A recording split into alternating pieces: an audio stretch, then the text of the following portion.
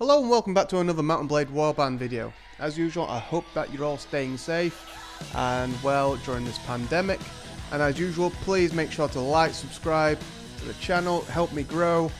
As quickly as the YouTube algorithm favours my channel, it quickly disappears again. So if you help me out here and get subscribing, get liking the videos, it really does make a difference to the channel. As you can see, sometimes when you do start getting likes and subs, the channel does spike a little bit, and it really does mean a lot to me. So if you could do that for me, that'd be brilliant. And put any comments or questions or opinions on these videos that you want in the chat below, and I'm usually always going to respond as well. So I've got a question anyway for you guys. So like I did in the other video, just in case you didn't actually see it, what units do you like to garrison your castles with? And secondly, are you put off from taking a castle sometimes because of the type of siege that it is? Because sometimes some sieges can be actually a lot easier to defend, some can be much harder, and I'll go into this in the description in a moment as well. So I've got a load of main tips again with how to defend a castle.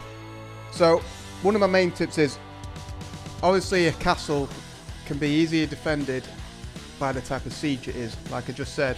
So you got some castles which have low ladders, low wide ladders that go into a big open wide breach.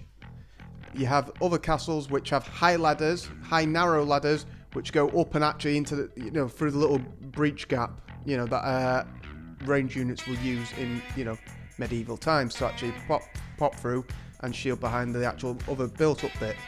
So you've got a very narrow area there, and then you've got the siege towers that literally, obviously, huge ramp into an open breach again. So obviously, it does narrow or widen the gap depending on the castle.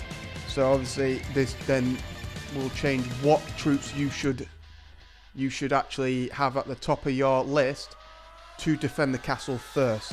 So for example, if it's the wide ladder into a wide breach, or a siege tower into a wide breach, you should favour your best melee infantry or cavalry units, because your top cavalry units will be obviously dismounted and they've got a lot of armour.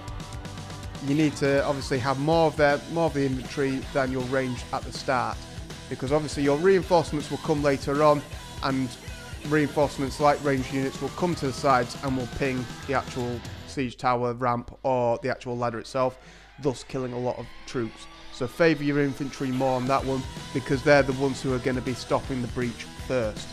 Obviously, when it comes down to the narrow high ladder into the very small opening, you can actually go more towards your range units, because it's going to be bottleneck the attacking troops. So you can favour your ranged units to be able to ping off all these people going up the ladders and coming up towards the ladder, like in this castle here. So this castle is a perfect example of a narrow high ladder that's going to try and go through a very small gap. So you can have a bit more of a 50-50. You can go more towards your ranged troops if you wish. But obviously you need some really good infantry as well, because these guys are the ones that are going to soak up all the main action, and they're the ones that are going to create this long line of troops behind them, if you get what I mean. So obviously, one main thing that will help you for these sieges is having high training obviously, for getting your troops upgraded in your party to be able to put into your garrison. The higher tactical advantage, because then it means you start the siege with more troops than you would have before, giving you a better chance at the start and not having to rely on reinforcements very quickly. The idea is to start forcing the attackers to having to go straight through their reinforcements very quickly. Obviously, having all your medical stats also helps, such as the surgery, so the chance of people actually dying is reduced. Instead they'll just get knocked out. The healing and the rate of healing for the heroes, because obviously as the main person, the siege really does depend on you. You need to stay alive. You shouldn't get knocked out. If you do get knocked out, it's going to be made a lot harder the next siege and it's going to kill off a few of your troops, and then your next siege, if you get knocked out again, the high chances you won't be fighting in the siege after, and it creates a higher chance that you will lose this siege when it is winnable when you're there. So I personally like my Rhodok Sergeants, as they're very heavy hitting. Obviously, two-handed weapon, they're swinging down, it creates a lot of damage, and they can wipe out people in either one blow or two blows. Very good. I also favour my Knights as well, because they have got a lot of armour, they've got shields so they can defend themselves, but they're still hard hitting. And then once again, I still like my Sharpshooters. So obviously they've got high accuracy and they've got high damage. Obviously though, other ranged troops like your archers got faster rates, so they can actually be very deadly as well. If you've got a lot of them, the faster rate will just wipe out troops trying to come. I like the slower sharpshooters though, because they're higher accuracy and they're higher damage.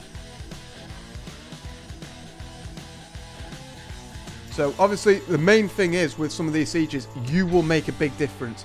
If you have the right armor, if you've got heavy armor and you've got a decent weapon, a two-handed weapon or a high damage weapon, if you pick the right spot at the breach, a little sweet spot, and you just go swinging away, you will wipe out a lot of troops. You will do a very good job and you will wipe out a lot of troops like I just ended up helping out there. I've defended many castles by having two-handed weapons, finding that sweet spot and literally just wiping down. I let them, if any of the enemies start coming around to my side, I let my troops right next to me or behind me take care of them. Obviously, keep an eye on your damage. You don't want to take too much damage, because if you are starting to take a lot of damage, you need to sort that out as well. But you can do a lot of damage, you can kill a lot of people by putting yourself in the right spot. So obviously, another one of the main things is organise your troops. Organise your troops in the garrison, organise your troops in your party, have your most experienced troops at the top, have the ones that you prefer to enter the battle first at the top as well. So obviously we won this castle, we won this engagement, and this was quite an easy one in the end against about 200 to 300 troops. Now, one thing that can be very useful is that if you wait it out quite well at your castle, sometimes your allies will come to your aid and it will scare off any enemy. Obviously, if it's a huge war party, chance of them being able to scare them off, unless your war party turns up, is very small. But you can defend.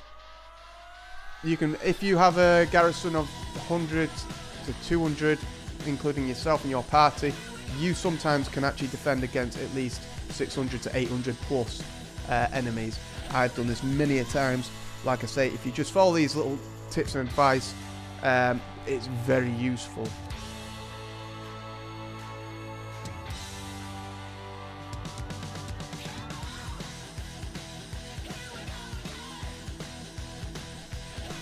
So like I say, so just to round it off again, so if you have the right troops, organise them in the proper list, most experienced first.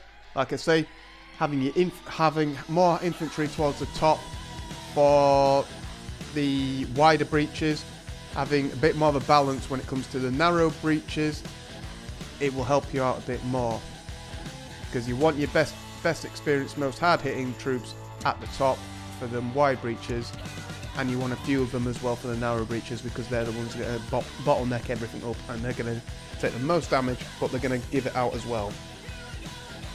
And then obviously having your levels in the correct way, having the tactics high, your Iron Flesh as well high, your Power Strike high, having all the medical ones high, these will all help as well. And then obviously it's a case of after the battle, have an assessment of what you need to do now. Have you lost quite a few troops? Have you not? Do you need to go recruiting again just to fill it up? Because obviously your castles will be left alone more if you've got obviously a decent sized garrison in there but a decent sized garrison with very high level troops. If you have very high level troops in there, they're going to do a lot of damage. Armies will actually stay away from that, even decent sized war parties.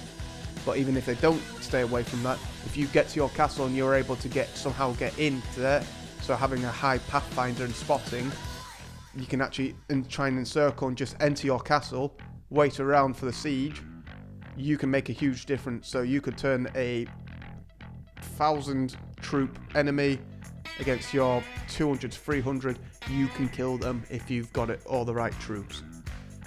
So like I say, please make sure to give me your opinion. What do you do for sieges? How do you defend them? What do you prefer for your units? Please make sure to like, subscribe, comment to the channel. Like I say, it does mean a lot. I can pump out more videos then, and it can actually help with the YouTube algorithm that doesn't exactly like small YouTube channels. But like I say, thank you very much for watching. If you've got this far, make sure to like and subscribe. Like I said, thank you very much now.